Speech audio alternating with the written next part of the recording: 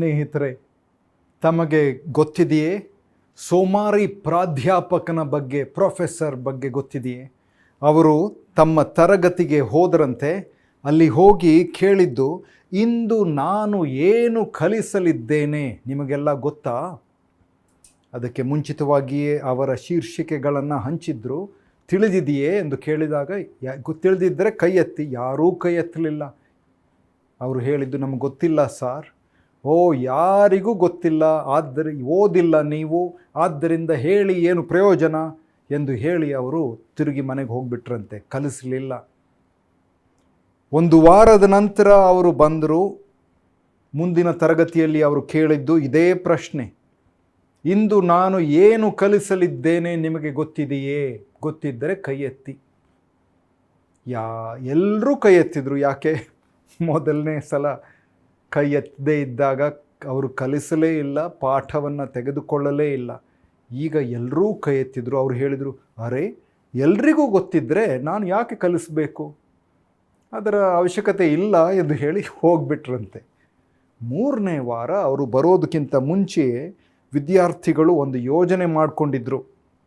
ಅವರು ಬಂದ ಕೂಡಲೇ ಅವ್ರು ಕೇಳಿದಾಗ ಇದೇ ಪ್ರಶ್ನೆಯನ್ನು ಕೇಳಿದ್ದು, ಇಂದು ನಾನು ಕಲಿಸಲಿದ್ದೇನೆ, ಏನು ಕಲಿಸಲಿದ್ದೇನೆ ನಿಮಗೆ ಗೊತ್ತಿದೆಯೇ? ಗೊತ್ತಿದ್ದರೆ ಕೈ ಎತ್ತಿ. ಅರ್ಧ ಜನ ಕೈ ಎತ್ತಿದ್ರು, ಅರ್ಧ ಜನ ಗೊತ್ತಿಲ್ಲ ಎಂದು ಹೇಳಿ ಕೈಯನ್ನು ಕೆಳಗೆ ಇಟ್ಟಿದ್ರು. ಆಗ ಅವರು ಹೇಳಿದ್ರಂತೆ, ನಿಮಗೆ ಗೊತ್ತಿದ್ದ ಅರ್ಧ ಜನ ಗೊತ್ತಿಲ್ಲದೆ ಇರುವ ಅರ್ಧ ಜನರಿಗೆ ಕಲಿಸ್ಕೊಡ್ರಿ ಎಂದು ಹೇಳಿ ಅವ್ರ ಮನೆಗೆ ಹೋಗ್ಬಿಟ್ರಂತೆ. ಸೋಮಾರಿ ಪ್ರಾಧ್ಯಾಪಕ. ಇಂದು ನಾನು ಯಾವ ಧ್ಯಾನ ಭಾಗದ ಬಗ್ಗೆ ಮಾತನಾಡಲಿದ್ದೇನೆ ನಿಮಗೆ ಗೊತ್ತಿದೆಯೇ? ಆದರೆ ನಾವೆಲ್ಲರೂ ಒಟ್ಟಿಗೆ, ಕರ್ತನೆ ನಮಗೆ ಗೊತ್ತಿಲ್ಲ, ಕಲಿಸಿಕೊಡಪ್ಪ, ನಿನ್ನ ವಾಕ್ಯದ ಮುಖಾಂತರ ನನಗೆ ಕಲಿಸು ಎಂಬ ಪ್ರಾರ್ಥನೆಯೊಡನೆ ಕೇಳೋಣ. 2 ಅರಸುಗಳ ಪುಸ್ತಕ 19ನೇ ಅಧ್ಯಾಯ 1ನೇ ವಾಕ್ಯ ಮತ್ತು 14ನೇ ವಾಕ್ಯ, 1ನೇ ವಾಕ್ಯ ಮತ್ತು 14ನೇ ವಾಕ್ಯ ಓದೋಣ.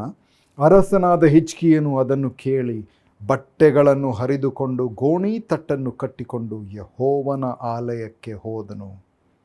ಹಿಜ್ಕೀಯನು ಆ ದೂತರು ತಂದ ಪತ್ರವನ್ನು ತೆಗೆದುಕೊಂಡು ಓದಿದ ನಂತರ ಯೆಹೋವನ ಆಲಯಕ್ಕೆ ಹೋಗಿ ಅದನ್ನು ಯೆಹೋವನ ಮುಂದೆ ತೆರೆದಿಟ್ಟನು. ಹರಡಿದನು, ತೆರೆದಿಟ್ಟನು. ಸಮಸ್ಯೆ ತುಂಬ ದೊಡ್ಡದಾದಾಗ ಏನು ಮಾಡುವುದು? ಹಿಜ್ಕೀಯನ ಸಮಸ್ಯೆ ದೊಡ್ಡದಿತ್ತ.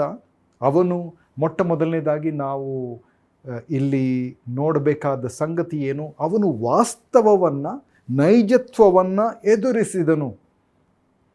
ಇದು ನಿಜ, ಹೌದು, ಇದು ತೊಂದರೆ ಇದೆ ಎಂಬುದನ್ನು ಅವರು ಎದುರಿಸಿದರು. ಹಿಜ್ಕೀಯ ರಾಜ. ನಂಬಿಕೆ ನಿರಾಕರಣೆ ಅಲ್ಲ. ಭಯಕ್ಕೆ ಶರಣಾಗದೆ ನಂಬಿಕೆ ಸತ್ಯವನ್ನು ಎದುರಿಸುತ್ತದೆ. ಸಹೋದರ ಸಹೋದರಿಯರೇ, ಹಿಜ್ಕೀಯನು ಸೆನ್ನಾಕೆರೀಬ್ ಬರೆದ ಪತ್ರದ ಪ್ರತಿಯೊಂದು ಪದವನ್ನೂ ಓದಿದನು. ಓದದೇ ಇರಲಿಲ್ಲ. ಅವನಿಗೆ ಅಪಾಯ ತಿಳಿದಿತ್ತು, ಪರಿಸ್ಥಿತಿ ಅರ್ಥವಾಗಿತ್ತು. ದೇವರು ಎಂದಿಗೂ ವಾಸ್ತವವನ್ನು ನಿರ್ಲಕ್ಷಿಸಲು ನಮಗೆ ಹೇಳೋದಿಲ್ಲ, ಆದರೆ ವಾಸ್ತವವನ್ನು ಆತನ ಸನ್ನಿಧಿಗೆ ತರುವಂತೆ ನಮ್ಮನ್ನು ಕೇಳ್ತಾನೆ. ಅದನ್ನು ಮಾಡೋಣ ಸಹೋದರಿಯರೇ, ಸಹೋದರರೇ, ಮಿತ್ರರೇ.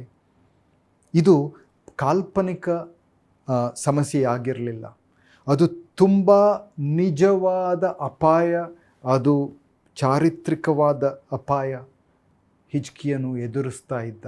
722 ಮತ್ತು 21 ಬಿಫೋರ್ ಕ್ರೈಸ್ಟ್, ಕ್ರಿಸ್ತ ಪೂರ್ವ ಶಕದಲ್ಲಿ ಶಲ್ಮನಸರ್ ಮತ್ತು ಸಾರ್ಗಾನ್ II, 2ನೇ ಸಾರ್ಗಾನ್ ಅರಸರು, ಅವರು ಅಸಿರಿಯ ಅಥವಾ ಅಶ್ಯೂರಿಯ ಸಾಮ್ರಾಜ್ಯದ ಸಾಮ್ರಾಟರು, ಅವರು ಬಂದು ಇಸ್ರೇಲ್ ಉತ್ತರ ಭಾಗದಲ್ಲಿ ಅನೇಕ ಪಟ್ಟಣಗಳನ್ನು ಅವರು ವಶಪಡಿಸಿಕೊಂಡರು. ಉತ್ತರ ಭಾಗದ ಇಸ್ರೇಲ್ ದೇಶದ ರಾಜ್ಯದ ಪತನ ಆಯಿತು. ರಾಜಧಾನಿಗೆ ಮುತ್ತಿಗೆ ಹಾಕಲಿಕ್ಕಾಗಿ ಜೆರೂಸಲೇಮ್ ನಗರಕ್ಕೂ ಅವರು ಬಂದರು. ಆದರೆ ಅದಕ್ಕೆ ಬರೋದಕ್ಕಿಂತ ಮುಂಚೆ ಈಗ ಇಸ್ರೇಲ್ ರಾಜ್ಯದಲ್ಲಿ ನಿವಾಸಿಗಳನ್ನು ಸಾಮೂಹಿಕವಾಗಿ ಗಡೀಪಾರು ಮಾಡಿಬಿಟ್ರು. ಆಗ ಹಿಜ್ಕೀಯನಿಗೆ ಗೊತ್ತಿತ್ತು, ಎಷ್ಟೋ ಬೆಳ್ಳಿ ಬಂಗಾರದ ಮೂಟೆಗಳನ್ನು ಕೊಟ್ಟು ಸಮಾಧಾನಪಡಿಸಿ ಅವರನ್ನು ತಿರುಗಿ ಕಳಿಸ್ತಾನೆ. ಆದರೆ ಅವರು ತಿರುಗಿ ಬಂದೇ ಬಿಟ್ಟರು. ಈ ಬಾರಿ ಬಂದದ್ದು ಸೆನ್ನಾಕರಿಬ್. ಇದು ಬಹಳ ಚಾರಿತ್ರಿಕ. 701 ಕ್ರಿಸ್ತಪೂರ್ವ 701ರಲ್ಲಿ 20 ವರ್ಷಗಳ ನಂತರ ಹಿಜ್ಕೀಯ ರಾಜನ ಯೆರೂಸಲೇಮ್ ನಗರದ ಸುತ್ತಲೂ ಈ ಸೈನ್ಯ ಬಂತು. ಸೆನ್ನಾಕರಿಬ್ ಪ್ರಿಸಮ್ಸ್ ಅಥವಾ ಮಣ್ಣಿನ ಲಿಖಿತ ಚಾರಿತ್ರಿಕವಾದ ಸಂಗತಿಗಳು ಈಗಲೂ ನಮಗೆ ಸಿಕ್ಕಿದೆ. ಅದರ ಬಗ್ಗೆ ಚರಿತ್ರೆಯ ತಜ್ಞರು ಅದನ್ನೆಲ್ಲ ಓದಿ ಕಲಿತುಕೊಂಡಿದ್ದಾರೆ. ಅದು ನಮಗೆ ಖಂಡಿತ ನಡೆದದ್ದು ಎಂಬುದಾಗಿ ನಮಗೆ ಗೊತ್ತುಂಟು. ಹಿಜ್ಕೀಯನು ನಗರದ ಗೋಡೆಗಳನ್ನು ಬಲಪಡಿಸಿದ್ದ ಮತ್ತು ನೀರನ್ನು ನಗರಕ್ಕೆ ಮರು ನಿರ್ದೇಶಿಸಲು 533 ಮೀಟರ್ ಇರುವಂಥ ಸಿಲೋಮ್ ಸುರಂಗ ಅದನ್ನು ಅಗಿಯಲು ಆತನು ಪ್ರಯತ್ನಿಸಿದನು. ಆತನು ಅದನ್ನು ಮಾಡಿದನು, ಆದೇಶಿಸಿದ್ದನು. ಆದರೆ ಅದೆಲ್ಲ ಮಾಡಿದ ನಂತರವೂ ಮುತ್ತಿಗೆ ಹಾಕಿದಾಗ 1 ವರ್ಷ 2 ವರ್ಷಗಳು ಅದು ಅದೇ ಥರ ನಡೆದಾಗ ಹೋಯಿತು, ಮುಗಿಯಿತು, ಎಲ್ಲ ಕಥೆ ಮುಗಿಯಿತು, ಈಗ ಮುಗಿಯಲಿದೆ ಎಂದು ಎಲ್ರಿಗೂ ಗೊತ್ತಿತ್ತು. ಸೆನ್ನಾಕರಿಬ್ ಹೇಳ್ತಾನೆ, ಅವರ ಬಗ್ಗೆ ಇರುವಂಥ ಲೇಖನಗಳಿವೆ. ಇನ್ನು ಹೇಳಿದ್ದೇನು, ಪಂಜರದ ಹಕ್ಕಿಯಂತೆ ಹಿಜ್ಕೀಯನನ್ನು ಹಿಡಿದು ಹಾಕಿದ್ದೇನೆ, ಮುತ್ತಿಗೆ ಹಾಕಿದ್ದೇನೆ, ಬಲೆಗೆ ಬೀಳಿಸಿದ್ದೇನೆ ಎಂದು ಆತನು ಪ್ರಸಿದ್ಧವಾಗಿ ಹೇಳಿಕೊಂಡಿದ್ದ. ಅಶ್ಶೂರ್ಯದ ರಾಜ ಸೆನ್ನಾಕರಿಬ್. ಅವರ ಬಗ್ಗೆ ಎಷ್ಟೋ ಐತಿಹಾಸಿಕ ಪುರಾವೆಗಳು. ಟೇಲರ್ ಪ್ರಿಸಮ್ ಬ್ರಿಟಿಷ್ ಸಂಗ್ರಹಾಲಯದಲ್ಲಿ, ಬ್ರಿಟಿಷ್ ಮ್ಯೂಸಿಯಂದಲ್ಲಿ ಈಗಲೂ ಇದೆ. ಮತ್ತು ಇನ್ನೊಂದು ಜೆರೂಸಲೆಮ್ ಪ್ರಿಸಮ್ ಎನ್ನುವಂಥ ಲಿಖಿತ ಸಾಧನಗಳು ಅವು ಇಸ್ರೇಲ್ ವಸ್ತು ಸಂಗ್ರಹಾಲಯದಲ್ಲಿ, ಇಸ್ರೇಲ್ ಮ್ಯೂಸಿಯಂದಲ್ಲಿ ಇಂದು ಇದೆ.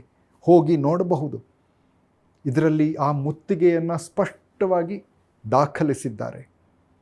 ಹಿಜ್ಕೀಯನನ್ನು ಹಿಡಿಯಲಿದ್ದೇನೆ ಎಂದು ಹೆಮ್ಮೆ ಪಡ್ತಾ ಇದ್ದಾನೆ. ಲಾಖೀಶ್ ಎಂಬ ಪಟ್ಟಣದ ಅವಶೇಷಗಳು ಮತ್ತು ವಿವರವಾದ ಕೆತ್ತನೆಗಳು ಅದರಲ್ಲಿಯೂ ಈ ಮುತ್ತಿಗೆಯ ಬಗ್ಗೆ ಬರೆದಿದ್ದಾರೆ.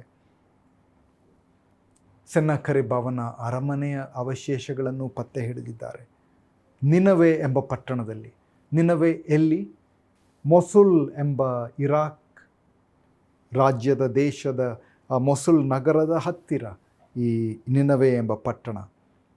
ನೋಡಿ, ಇದೆಲ್ಲ ನಿಜ. ಅಲ್ಲಿಂದ ಬಂದಿದ್ದಾನೆ ಮಹಾರಾಜ, ಆತನ ಬಲಿಷ್ಠ ಸೈನ್ಯ ಬಂದಿದೆ, ಲಕ್ಷಾಂತರ ಸೈನಿಕರಿದ್ದಾರೆ, ಮುಗಿಯಿತು, ಎಲ್ಲ ಮುಗಿದು ಹೋಯಿತು. ಅದು ಮಾತ್ರವಲ್ಲ, ನೋಡಿ ಎಷ್ಟು ಕಷ್ಟದಲ್ಲಿ ತೊಂದರೆ ಇರುವಂಥ ಕುಟುಂಬದಿಂದ ಬೆಳೆದವನು ಹಿಜ್ಕೀಯ. ಆದರೆ ದೇವರನ್ನು ನಂಬಿದ್ದ. ತನ್ನ ಸಹೋದರನನ್ನೇ ಹಿಡಿದು, ತನ್ನ ತಂದೆ ಆಹಾಜ್ ರಾಜ ತನ್ನ ಸಹೋದರನನ್ನೇ ನರಬಲಿಯಾಗಿ ಕೊಟ್ಟು ಬಿಟ್ಟಿದ್ದ. ಅದೆಲ್ಲ ನಡೀತು.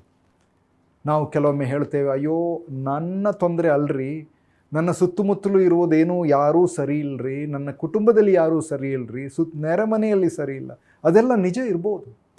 ಆದರೆ ಅದು ನೆಪವಲ್ಲ ಸಹೋದರರೇ, ಸಹೋದರಿಯರೇ. ಅಂಥ ತೊಂದರೆ ಇರುವಂಥ ಕುಟುಂಬದಿಂದ ಬೆಳೆದು ಬಂದ ಈ ಹಿಜ್ಕೀಯ ದೇವರನ್ನು ಹಿಂಬಾಲಿಸಿದ. ಅಪಾಯ ಬಂದಾಗ, ತೊಂದರೆ ಬಂದಾಗ ದೇವರನ್ನು ಹಿಂಬಾಲಿಸಿದ, ನಂಬಿದ. ಎರಡನೇದು ನಾವು ನೋಡುವುದೇನು, ಅವನು ಸಮಸ್ಯೆಯನ್ನು ಮರು ನಿರ್ದೇಶಿಸಿದನು ಅಥವಾ ವಿಳಾಸ ಬದಲಾಯಿಸಿದನು. ಮುಂಚೆ ನಮಗೆ ಈ ಇನ್ಲೈನ್ ಲೆಟರ್ಸ್, ಪತ್ರಗಳು ಬರ್ತಾ ಇದ್ದವು ಅಲ್ವೇ? ಆಗ ಪೋಸ್ಟ್ ಮ್ಯಾನ್ ಬಂದು ಅವುಗಳನ್ನು ಮನೆಗೆ ತಲುಪಿಸುವಂಥ ಪದ್ಧತಿ. ಅಲ್ಲಿ ವಿಳಾಸ ಬದಲಾಗಿದ್ದರೆ ಆ ವ್ಯಕ್ತಿ ಅಲ್ಲಿ ಇಲ್ಲದೆ ಇದ್ದರೆ ಏನು ಮಾಡ್ತಾ ಇದ್ವು, ಆ ಪತ್ರದ ಮೇಲೆ ಬರೀತಾ ಇದ್ವು ರೀಡೈರೆಕ್ಟೆಡ್ ಅಥವಾ ವಿಳಾಸ ಬದಲಾಗಿದೆ, ಮರು ನಿರ್ದೇಶಿಸಲಾಗಿದೆ ಎಂದು ಬರೆದುಬಿಟ್ಟು ಅದನ್ನು ತಿರುಗಿ ಪೋಸ್ಟ್ ಬಾಕ್ಸ್ನಲ್ಲಿ, ಅಂಚೆ ಪೆಟ್ಟಿಗೆಯಲ್ಲಿ ಹಾಕಿದರೆ ಅದನ್ನು ತಿರುಗಿ ಹೊಸ ವಿಳಾಸಕ್ಕೆ ತಲುಪಿಸುವಂಥ ಪದ್ಧತಿ ಇತ್ತು ಅಲ್ಲವೇ? ಹಿರಿಯರಿಗೆಲ್ಲ ಗೊತ್ತು.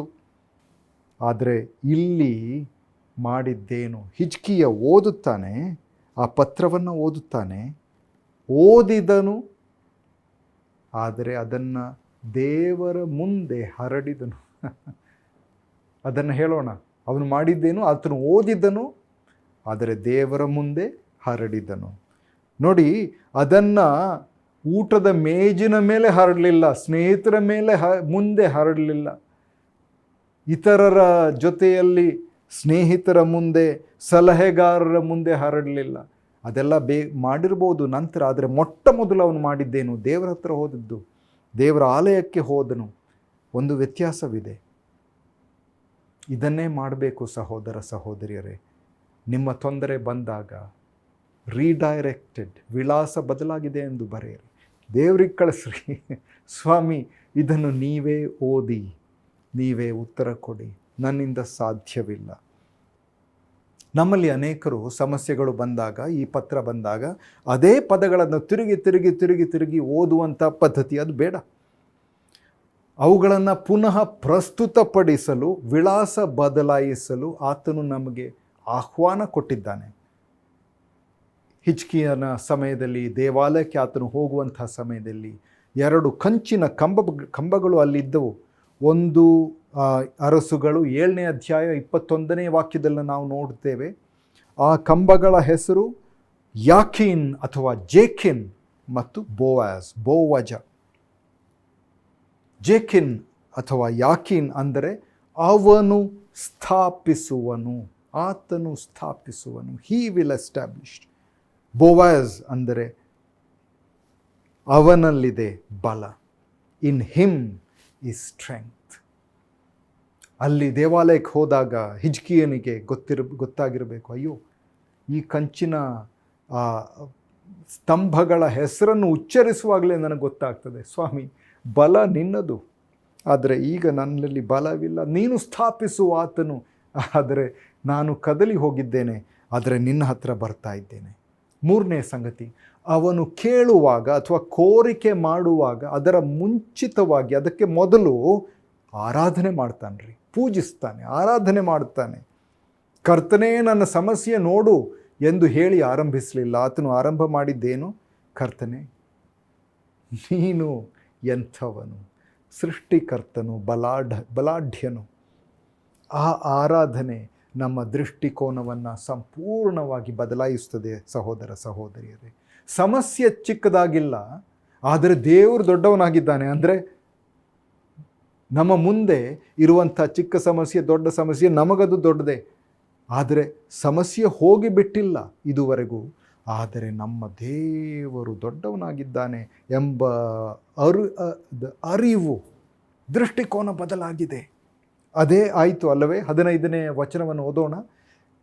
ಹಿಜ್ಕೀಯನು ಯೆಹೋವನ ಮುಂದೆ ಪ್ರಾರ್ಥನೆ ಮಾಡಿ ಹೇಳಿದ್ದೇನೆಂದರೆ, ಕೆರೂಬಿಗಳ ಮೇಲೆ ಆಸೀನನಾಗಿರುವವನೇ, ಇಸ್ರಾಯೇಲರ ದೇವರೇ, ಯೆಹೋವನೇ, ಎಲ್ಲ ಭೂರಾಜ್ಯಗಳನ್ನು ಆಳುವ ದೇವರು ನೀನೊಬ್ಬನೇ, ಪರಲೋಕ ಭೂಲೋಕಗಳನ್ನು ಉಂಟು ಮಾಡಿದಾತನು ನೀನೇ.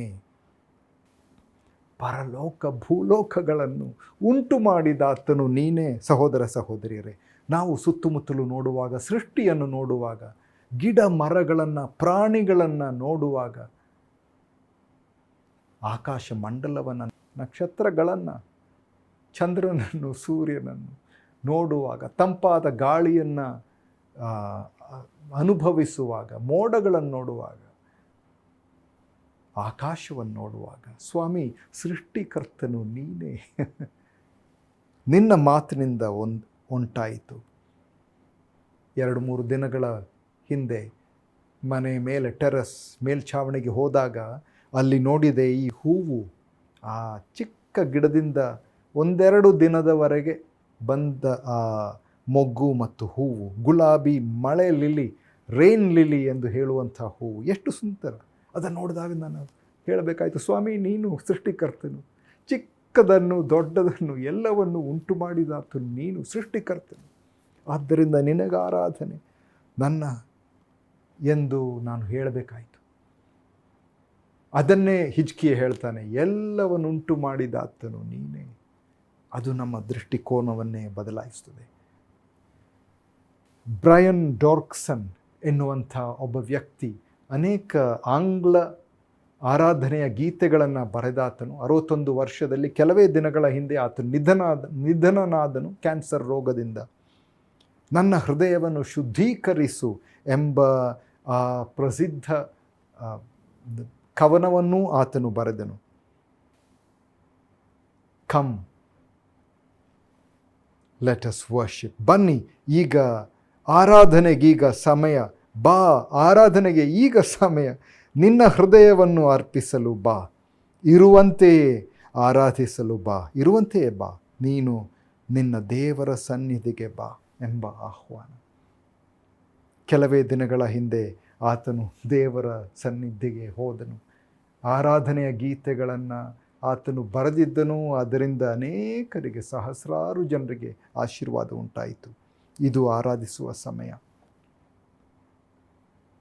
ಇನ್ನೊಂದು ಕಾರ್ಯ, ಆತನು ಹಿಜ್ಕೀಯನು ಪ್ರಾರ್ಥಿಸಿದನು. ಅದು ಮಾತ್ರವಲ್ಲ, ಪ್ರಾರ್ಥನೆಗಾಗಿ ಆತನು ಕೇಳಿಕೊಂಡನು. ಓದೋಣ 2ನೇ ವಾಕ್ಯ, ಅದೇ ಅಧ್ಯಾಯ 2 ಅರಸುಗಳು 19ನೇ ಅಧ್ಯಾಯ 2ನೇ ವಾಕ್ಯ.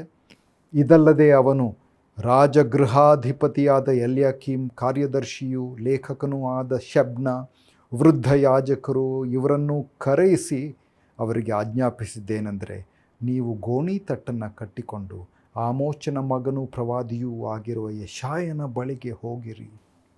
ನೋಡಿ, ಮುಖ್ಯಸ್ಥನಾದ ಎಲ್ಯಾಕೀಮ್, ಕಾರ್ಯದರ್ಶಿ ಅವರನ್ನೆಲ್ಲ ಕರೆಸಿ, ಯಾಜಕರನ್ನು ಕರೆಸಿ, ಇವರೆಲ್ಲ ತಮ್ಮನ್ನು ತಾವೇ ತಗ್ಗಿಸಿಕೊಂಡರು. ಅರಸನು ಗೋಣಿತಟ್ಟನ್ನು ಹೊದ್ದುಕೊಂಡಿದ್ದ. ಇವರೆಲ್ಲ ಗೋಣಿತಟ್ಟನ್ನು ಹೊದಿಸಿಕೊಂಡು ಯೆಶಾಯನ ಬಳಿಗೆ ಹೋಗ್ತಾ ಇದ್ದಾರೆ. ಯೆಶಾಯ ಪ್ರವಾದಿ, ಆತನಿಗೆ ಗೊತ್ತಿತ್ತು. ಆತನು ಯೆಶಾಯ ಪ್ರವಾದಿ ಇವನ ಸಂಬಂಧಿ, ಆದರೆ ಪ್ರಾರ್ಥನೆ ಮಾಡುವಂಥ ವ್ಯಕ್ತಿ ಪ್ರವಾದಿ ಎಂದು ಇವರಿಗೆ ಗೊತ್ತಿತ್ತು. ದಯವಿಟ್ಟು ಪ್ರಾರ್ಥನೆ ಮಾಡಿ. ನಾವು ಪ್ರಾರ್ಥನೆ ಮಾಡ್ತಾ ಇದ್ದೇವೆ. ಯೇಸು ಸ್ವಾಮಿ ತನ್ನ 3 ಶಿಷ್ಯರಿಗೆ ಹೇಳಿದ್ದೇನು, ಆ ಕೊನೆಯ ದಿನ ಆತನು ಆ ಎಣ್ಣೆ ಮರದ ಗುಡ್ಡಕ್ಕೆ ಹೋದಾಗ ಅಲ್ಲಿ ಅವನು ಹೇಳಿದ್ದು, ದಯವಿಟ್ಟು ಪ್ರಾರ್ಥನೆ ಮಾಡಿ, ನನಗಾಗಿ ಪ್ರಾರ್ಥನೆ ಮಾಡಿ ಎಂದು ಆತನೇ ಕೇಳಿಕೊಂಡಿದ್ದರೆ ನಾವು ಮಾಡಬಾರದೆ? ಪೌಲನು ಕೊರಿಂಥದ ಸಭೆಗೆ ಬರೀತಾನೆ, ನನಗಾಗಿ ಪ್ರಾರ್ಥಿಸಿರಿ. ಅಯ್ಯೋ ಪೌಲನೇ, ಆತನು ಹೇಳ್ಬೋದಾಗಿತ್ತು, ನಾನು ಎಂಥ ದೇವರ ಮನುಷ್ಯ, ನನಗೆಲ್ಲ ಗೊತ್ತುಂಟು, ಇವರು ಪ್ರಾರ್ಥನೆಯಿಂದ ಏನು ಪ್ರಯೋಜನ? ಇಲ್ಲರಿ, ಪ್ರಾರ್ಥನೆ ದೊಡ್ಡದಲ್ಲ, ಆದರೆ ಅದು ಪ್ರಾರ್ಥನೆಯನ್ನು ಮಾಡುವಂಥದ್ದು ದೊಡ್ಡ ದೇವರ ಬಳಿಗೆ ಆ ಪ್ರಾರ್ಥನೆಯನ್ನು, ಚಿಕ್ಕ ಪ್ರಾರ್ಥನೆಗಳನ್ನು ತೆಗೆದುಕೊಂಡು ಹೋಗುವ ಅದರಿಂದ ಪರಿಣಾಮ. ನಾವು ಪ್ರಾರ್ಥನೆ ಮಾಡಬೇಕು. ಅದೇ ಸಮಯ ನಾವು ನಮ್ಮನ್ನೇ ಕೇಳಿಕೊಳ್ಬೇಕು, ಇಂದು ಯಾರಿಗಾಗಿ ಪ್ರಾರ್ಥನೆ, ಅದನ್ನು ನಾವು ಕೇಳಿಕೊಳ್ಬೇಕು. ನಮ್ರತೆಯ ಸಂಕೇತದಿಂದ ಅವರು ಬರ್ತಾರೆ. ಆಗ ಅವರು, ಯೆಶಾಯನು ಈತನಿಗೆ ಉತ್ತರ ಕಳಿಸ್ತಾ ಇದ್ದಾನೆ, ಭಯಪಡಬೇಡ ಎಂದು ಹೇಳಿದರೆ, ಯಾರಾದರೂ ಹೇಳಿದರೆ ಅದು ಓಕೆ, ಅದನ್ನು ಹೇಳುವುದು ಅದು ಪದ್ಧತಿ, ರೂಢಿ, ಆದ್ದರಿಂದ ಹೇಳ್ತೇವೆ. ಆದರೆ ದೇವರು ಹೇಳುವಾಗ ಅದರಲ್ಲಿದೆ ತತ್ವ, ಹೇಳುವಂಥ ಅಧಿಕಾರವಿದೆ, ಶಕ್ತಿ ಇದೆ. ಯೆಶಾಯನು ಹೇಳ್ತಾನೆ 25ನೇ ವಾಕ್ಯ, ಬಹುಕಾಲದ ಹಿಂದೆಯೇ ಇದನ್ನೆಲ್ಲ ಗೊತ್ತು ಮಾಡಿದವನು ನಾನಲ್ಲವೇ? ಪೂರ್ವಕಾಲದಲ್ಲಿ ನಿರ್ಣಯಿಸಿದ್ದನ್ನು ಈಗ ನೆರವೇರಿಸಿದ್ದೇನೆ. ಆದ್ದರಿಂದ ಕೋಟೆ ಕೊತ್ತಲುಗಳುಳ್ಳ ಪಟ್ಟಣಗಳನ್ನು ಹಾಳು ದಿಬ್ಬಗಳಾಗಿ ಮಾಡುವುದು ನಿನಗೆ ಸಾಧ್ಯವಾಯಿತು. ಸೆನ್ನಾಕರೀಬನೇ, ನಿನಗೆಷ್ಟೋ ಜಯಗಳನ್ನು, ವಿಜಯಗಳನ್ನು, ಯುದ್ಧಗಳಲ್ಲಿ ನಿನಗೆ ಲಭಿಸಿತು. ಆದರೆ ಇದಕ್ಕೆ ಅನುಮತಿ ಕೊಟ್ಟಿದ್ದು ದೇವರು, ನಾನು ಎಂದು ದೇವರು ಹೇಳ್ತಾ ಇದ್ದಾನೆ. ಬಹಳ ಹಿಂದೆಯೇ ನಿರ್ಧರಿಸಿದ್ದೇನೆ, ನನಗೆ ಗೊತ್ತು. ನೋಡಿ, ನಮ್ಮ ಸುತ್ತಮುತ್ತಲೂ ನಡೆಯುವ ಕಾರ್ಯಗಳು, ನಮಗೆ ನಡೆಯುವಂಥ ಕಾರ್ಯಗಳು ಅಯ್ಯೋ ಎಂದು ಹೇಳುವಾಗ ನಾವು ಹೇಳಬೇಕಾಗಿದ್ದು, ಅಯ್ಯೋ ನನ್ನ ದೇವರಿಗೆ, ಅಯ್ಯೋ ಎಂದು ಹೇಳಿದರೂ ಪರವಾಗಿಲ್ಲ, ನನ್ನ ದೇವರಿಗೆ ಇದು ಗೊತ್ತು, ಆತನ ಹತೋಟಿ ಇದೆ, it is within his jurisdiction. ಆದ್ದರಿಂದ ಉತ್ತರ ಬಂದಾಗ ಹಿಜ್ಕೀಯನಿಗೆ ಧೈರ್ಯ ಬಂತು. ಕೊನೆಯದಾಗಿ ಅವನು ಶರಣಾದನು. ಸ್ವಾಮಿ, ಈ ತೊಂದರೆಯನ್ನು, ವಿಳಾಸ ಬದಲಾಯಿಸಿದ್ದೇನೆ, ಅದು ನಿನ್ನದು, ನಿನ್ನ ಕೈಯಲ್ಲಿಟ್ಟುಬಿಟ್ಟಿದ್ದೇನೆ, ನಿನ್ನ ಪಾದದ ಹತ್ತಿರ ನಮಿಸಿ ಅಲ್ಲೇ ಬಿಟ್ಟುಬಿಟ್ಟಿದ್ದೇನೆ. Leave it to me. 19ನೇ ವಾಕ್ಯ, ಯೆಹೋವನೇ ನಮ್ಮ ದೇವರೇ, ನೀನೊಬ್ಬನೇ ದೇವರೆಂಬುದನ್ನು ಭೂರಾಜ್ಯಗಳೆಲ್ಲವೂ ತಿಳಿದುಕೊಳ್ಳುವಂತೆ ನಮ್ಮನ್ನು ಇವನ ಕೈಯಿಂದ ಬಿಡಿಸು ಎಂದು ಪ್ರಾರ್ಥಿಸಿದನು. ನೋಡಿ, ಹಿಜ್ಕೀಯನ ಖ್ಯಾತಿಯ ಬಗ್ಗೆ ಅಲ್ಲ, ಆತನ ಪ್ರಖ್ಯಾತಿಯ ಬಗ್ಗೆ ಅಲ್ಲ, ಮಹಿಮೆಯ ಬಗ್ಗೆ ಅಲ್ಲ, ಉಳಿಯುವಿಕೆ, ಜೀವ ಉಳಿಯುವಿಕೆಯ ಬಗ್ಗೆ ಅಲ್ಲ, ದೇವರ ಮಹಿಮೆಯ ಬಗ್ಗೆ ಆತನು ಪ್ರಾರ್ಥನೆ ಮಾಡ್ತಾ ಇದ್ದಾನೆ. ನಾನು ಮತ್ತು ನೀವು ದೇವರ ಸನ್ನಿಧಿಯಲ್ಲಿ ಕಾಲಹರಣ ಮಾಡುವಾಗ ನಮ್ಮ ಪ್ರಾರ್ಥನೆಗಳೇ ಬದಲಾಗ್ತವೆ ಅಲ್ಲವೇ? ದೃಷ್ಟಿಕೋನ ಬದಲಾಗ್ತದೆ. ಕರ್ತನೆ, ಇದರ ಮೂಲಕವೂ ನಿನ್ನನ್ನು ನೀನೇ ಮಹಿಮೆ ಪಡಿಸಿಕೊ. ಎಂಥ ಪ್ರಾರ್ಥನೆ! ಆತನ ಸನ್ನಿಧಿಯಲ್ಲಿ ಕಾಲಹರಣ ಮಾಡುವಾಗ ಸಮೀಕರಣವೇ ಬದಲಾಗ್ತದೆ. 1 ಸಮುವೇಲ 1ನೇ ಅಧ್ಯಾಯ 18ನೇ ವಾಕ್ಯ, ಒಬ್ಬ ಸ್ತ್ರೀ, ಅವಳ ಹೆಸರು ಹನ್ನಳು. ಓದೋಣ. ಹನ್ನಳು ಏಳಿಗೆ, ನಿನ್ನ ದಾಸಿಯ ಮೇಲೆ ಕಟಾಕ್ಷವಿರಲಿ ಎಂದು ಹೇಳಿ ಹೊರಟು ಹೋಗಿ ಊಟ ಮಾಡಿದ್ಲು. ಆಮೇಲೆ ಆಕೆಯ ಮುಖದಲ್ಲಿ ದುಃಖವೂ ಕಾಣಲಿಲ್ಲ.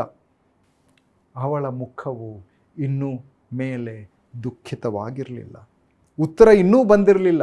ಕನಿಷ್ಠ ಕೆಲವು ತಿಂಗಳುಗಳು ಸಾಗಬೇಕಾಗಿತ್ತು. ಆದರೆ ಆಕೆಯ ಮುಖದಲ್ಲಿ ದುಃಖವಿರಲಿಲ್ಲ. ನಮ್ಮ ದೃಷ್ಟಿಕೋನವೇ ಬದಲಾಗ್ತದೆ ಸಹೋದರ ಸಹೋದರಿಯರೇ. ಗಮನಿಸಿ, ತೊಂದರೆ ಬಂದಾಗ, ಜೀವನವು ನಿಮಗೆ ಬೆದರಿಕೆ ಪತ್ರವನ್ನು ಕಳುಹಿಸಿದಾಗ, ನೀಡಿದಾಗ ನಾವು ಮಾಡಬೇಕಾಗಿದ್ದೇನು? ಮೊಟ್ಟ ಮೊದಲನೇದಾಗಿ ವಾಸ್ತವವನ್ನು ಎದುರಿಸಿ, ಆದರೆ ವಿಳಾಸ ಬದಲಾಯಿಸಿ, ಸಮಸ್ಯೆಯನ್ನು ದೇವರಿಗೆ ಮರು ನಿರ್ದೇಶಿಸಿ. ನೀವು ಚಿಂತಿಸುವ ಮೊದಲು ಆರಾಧಿಸಿ, ಪ್ರಾರ್ಥಿಸಿ, ಇತರರನ್ನು ಪ್ರಾರ್ಥಿಸಲು ಆಹ್ವಾನಿಸಿ.